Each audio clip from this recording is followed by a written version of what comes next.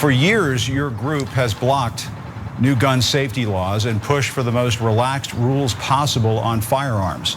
Isn't some of this blood on the NRA's hands? I really don't believe the supposition of your question is accurate. I know that while I'm not a spokesperson for anybody, I followed the issue closely, and that the NRA and other organizations, even myself as a state senator in Kansas, have worked to tighten the laws. I think that it's important to understand that it's necessary that these laws actually... I hope you understand. I'm going to have to cut you off when you start saying things that just aren't true. The NRA has not worked to tighten rules. That's just not the case. The NRA for years, for decades, has pushed for the most relaxed rules possible in this country, and that's why we have mass shooting after mass shooting after... Please, if you could answer the question that I asked you at the beginning of the interview, isn't this blood on your hands? I'm not the one that pulled the trigger, and neither are the members of the National Rifle Association. I feel like he should have cut that interview right there. That was right off the top. Jim Acosta was talking to NRA board member Judge Philip Journey. Yes, he's actually a judge. And he was talking about trying to defend what was happening with NRA and specifically this gun violence last week, in addition to their conference right afterwards with that celebratory nature. Let's jump into the next section of this because there was a battle back and forth for an entire 13 minutes between these two. But what I did know is that AR-15s are discriminated against. Watch. Why do people need an AR-15 anyway? You know, it's just a semi-automatic rifle. I mean, you know, if you want to be prejudiced about the way it looks, but I was aware of what happened in the '94 semi-automatic firearms ban, and there were rifles of similar function that just didn't look as ugly. They weren't black guns like a Mini 14, Ruger Mini 14.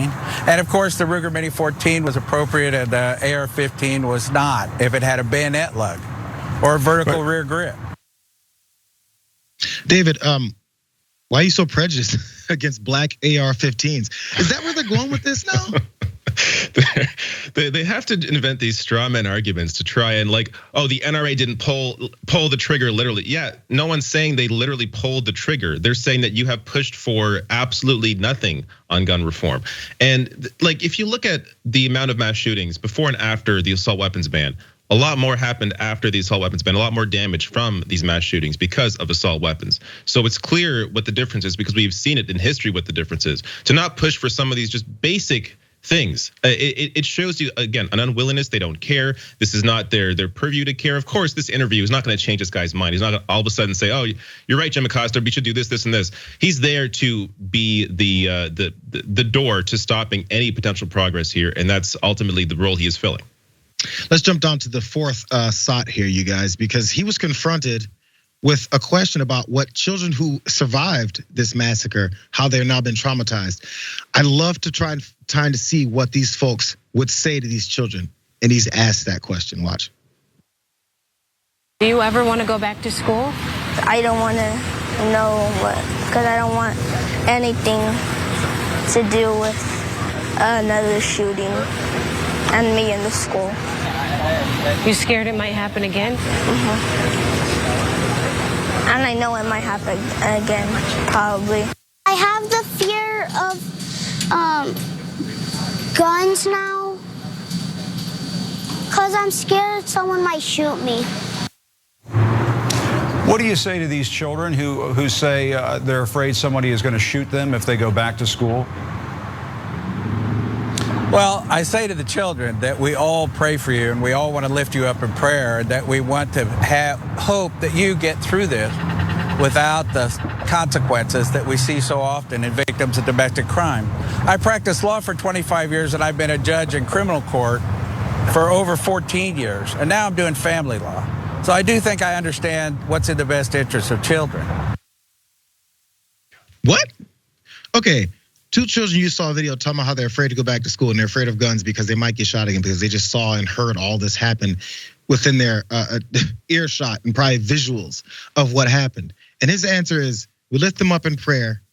We hope you get through this without the consequences of people through domestic violence situations normally don't get through.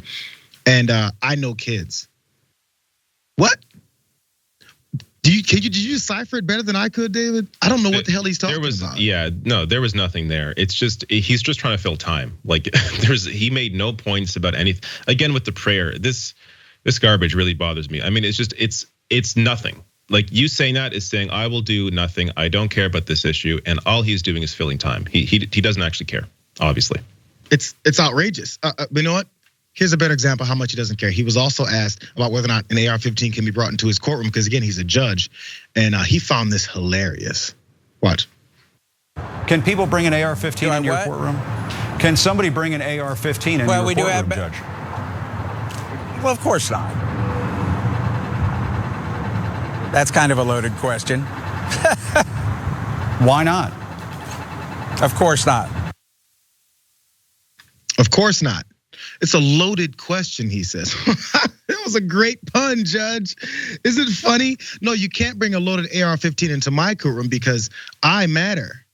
Yeah, everywhere else, whatever. I mean, we need some more background laws that states are screwing up and everything. That's what he said throughout that interview. But it's loaded. Wink.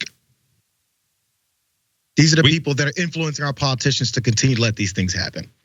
I mean, and we see this, whether it's Trump giving his speech at the NRA convention, whether it's this judge in his courtroom, like they know how dangerous these weapons are, yet they'll protect themselves, but they won't do anything to actually protect the public, showing you again how little they actually care about anybody. I'm not sure if we're going to remember it, or if then when people get confronted in public, we start feeling sorry for them, but then they go on TV and say and do things like this. This guy's a judge. These are the people that control our politicians to let this happen.